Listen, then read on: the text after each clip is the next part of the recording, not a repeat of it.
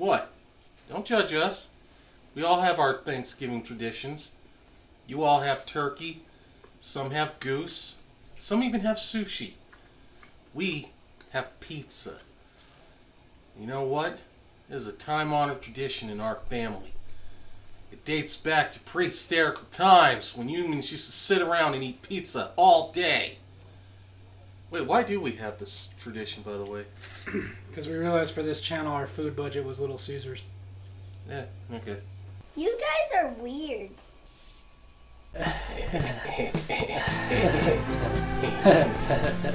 Movies.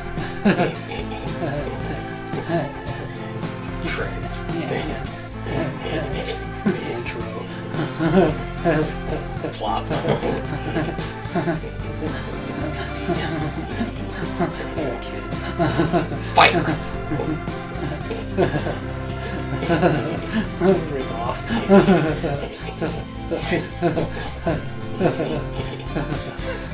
Hi, Davey. I'm awesome. This is Josh, Film Bestie. Who's more awesomer? No, you're not. We make this clear all the time. Awesome, not awesome. Mary. Rhoda. Mary, Rhoda. You're not Fetch. Because I keep telling you fetch is not going to happen. Stop trying to make it happen. It will happen. It won't. And this is Brothers Not Lovers, Overrated, Underrated. And this is the second time we're doing Actors Edition. Normally, we come up with 3 movies that we think are either overrated or underrated. We discuss whether or not we agree. We did this once before, where we decided to talk about actors and actresses that we felt are either overrated or underrated. We're going to come up with 3 each and discuss whether or not we agree. And I'm going to get it started this time. In my opinion, an actress who I think is very underrated. She's famous, but she often gets forgotten. But really, I don't get why people don't really admire her talent more. And that actress is Jennifer Jason Leigh. I do agree. You know, she's been in a lot of stuff. She's been in comedies, she's been in dramas, she's been in actions. She always nails it. And she always adds such great things to the characters. For example, my absolute favorite movie of all time is The Hateful Eight, the Quentin Tarantino movie. Absolutely love that movie. I've seen it so many times. It's one I'm never bored of. She plays the character that, funny enough, was originally supposed to be played by Lindsay Lohan, character of Daisy Domergue. Yeah. That was who was casting it, but she had to go to rehab. Yeah. Yeah. So That would have ruined the movie. I don't know if ruined, but it wouldn't have been as good. But he needed somebody. He got Jennifer Jason Leigh. She added so much to the character of Daisy Domergue. Even things like, I remember seeing a thing where she was talking about she did not want to play this girl at all. Pretty, sexy, demure, nothing. So at one point, you see there's like a scene where she shoots a snot rocket out of her nose, which is gross. And then like you always have that little film after you blow your nose, wipes it on the side of the carriage. Apparently that was all Jennifer Jason Leigh. They're filming out in the middle of the snow. It's cold. You know how your nose starts running because of your body heat and everything. And she was like, instead of waiting until he said cut and asking for a tissue, she was like, this character would be disgusting and do this. So she went with it. It's like subtle things like that she'll do with a character that just adds so much more to it. Yeah. Makes you even more think, this character is a piece of garbage and I'm glad she dies at the end. Spoilers, you've had time to see it. Oh, yeah. Single white female. Yeah, I know, but... I'm sorry, but this movie was one of my introductions into the female form. And she was part of that. Okay, but I just like it because it's a movie that makes you go like, ooh, I'm scared of my wife's girlfriends. It should be. Yeah, especially when... Luckily, my wife doesn't get a lot of friends like this, but when they get that friend that wants to look like them and stuff, I'm always like, oh God, you're not going to kill me in my sleep, are you? You're just never going to let me live down the time I tried to look like Ken. No. He looked like Fred Durst. I wanted to look like Fred Durst. Like him, but as Fred Durst. It was fun. Yeah, and you ended up looking like Fred Durst if he was attacked by bees.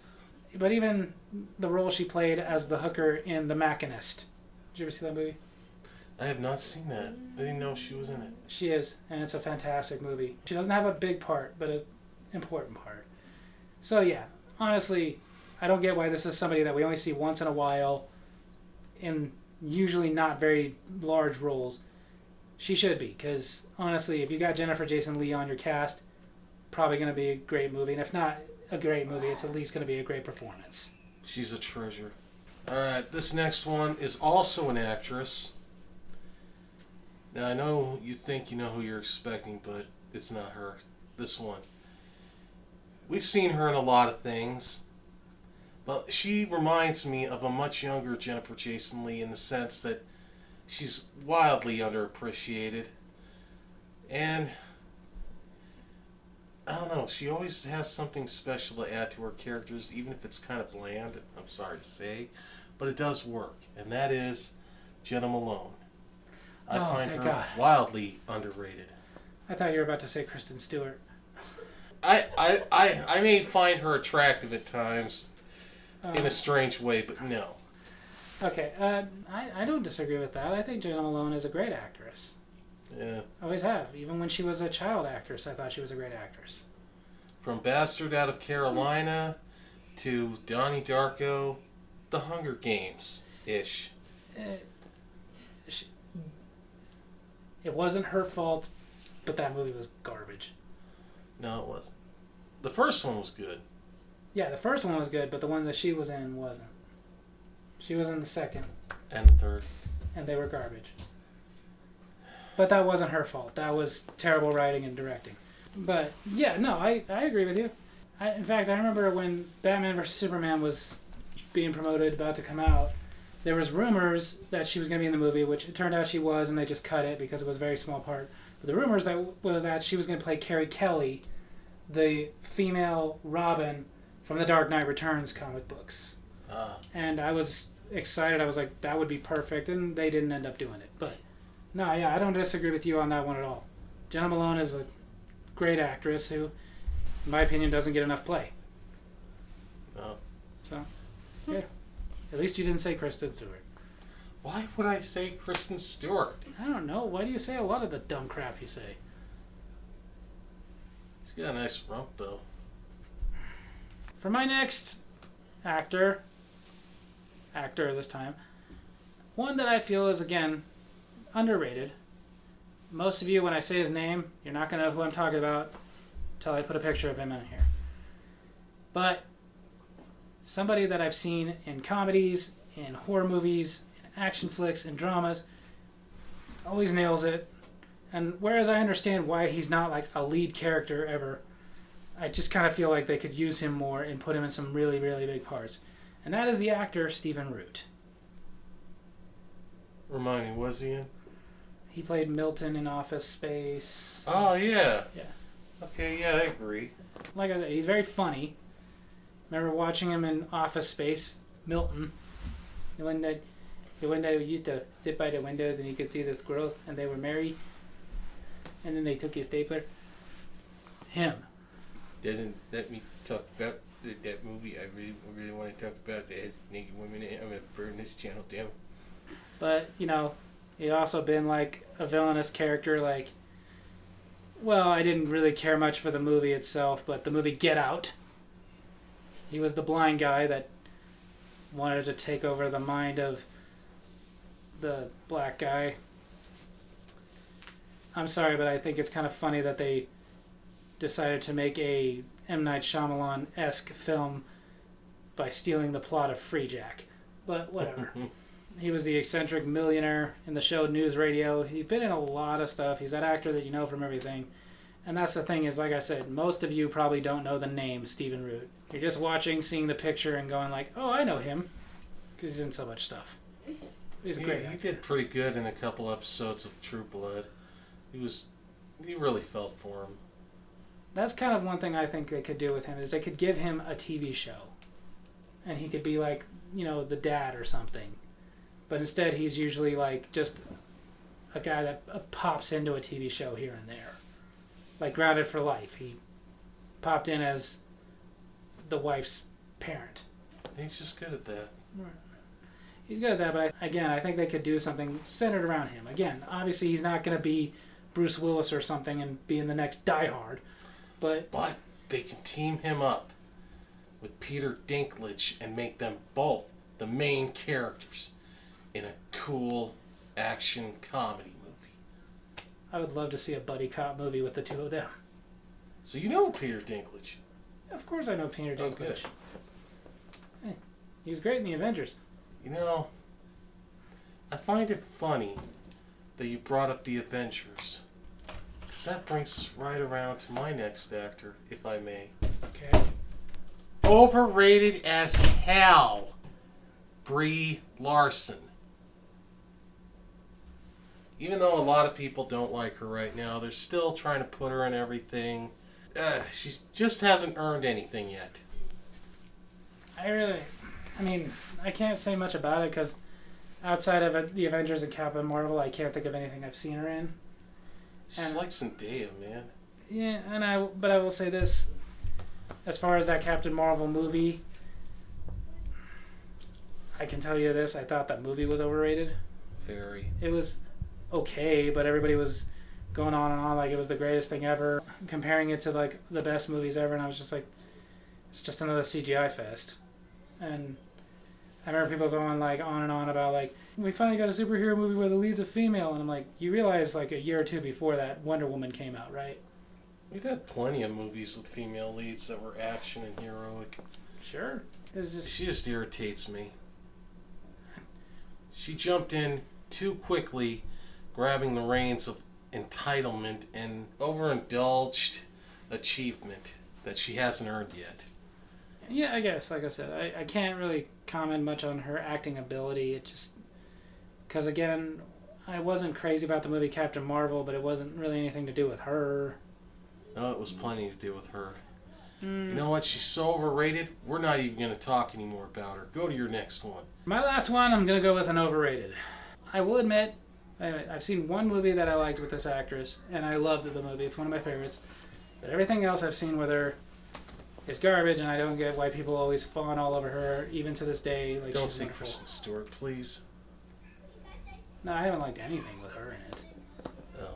Thought you liked Twilight. No. And I've killed for less than that. So you admit it. Allegedly. But no, seriously. Overrated as all can be is Kim Cattrall. Not just because I'm not a Sex and the City fan, but again, anything I've seen her in, even that terrible sequel series to How I Met Your Mother, How I Met Your Father, just awful. She did one good movie, and that was Big Trouble in Little China. Come on, bring the hate. Bring it. You little worm. She was in Split Second. She was in Porky's.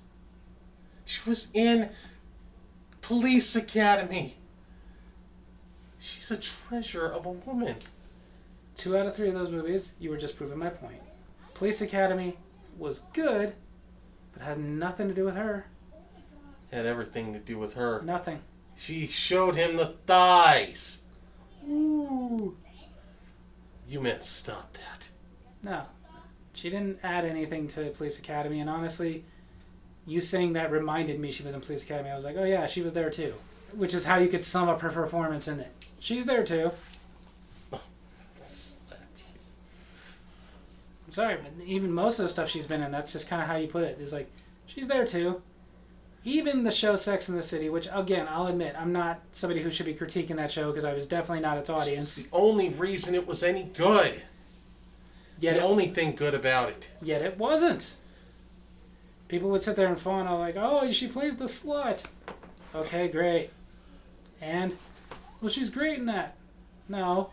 You know, that's like saying I took a great turd. It's still a turd. Now I know how Freddy Krueger felt when they lit him on fire. I'm going to get your children where you can't protect them.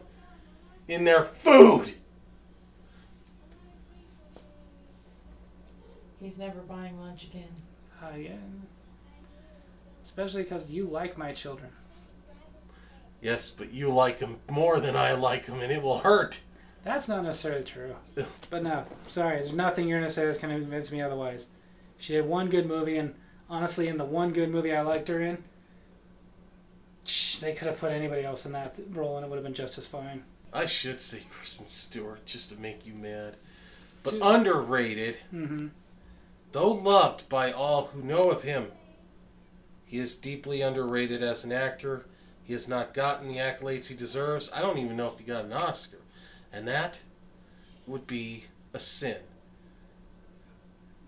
He appeared back when remakes were actually good. He appeared in the remake, starred in the remake to Night of the Living Dead. He starred in the first and only horror movie that ever made me so afraid I won't even go into a bathroom with a mirror and the light off. And that man is Tony Todd. Before we get to the next one, I wanted to make something clear. As you guys know, this isn't live. This was actually recorded a couple of weeks before the passing of Tony Todd, an actor my brother and I both very much respected. And I just want to take a moment to say that our thoughts and prayers are with his family, and rest in peace, Tony Todd.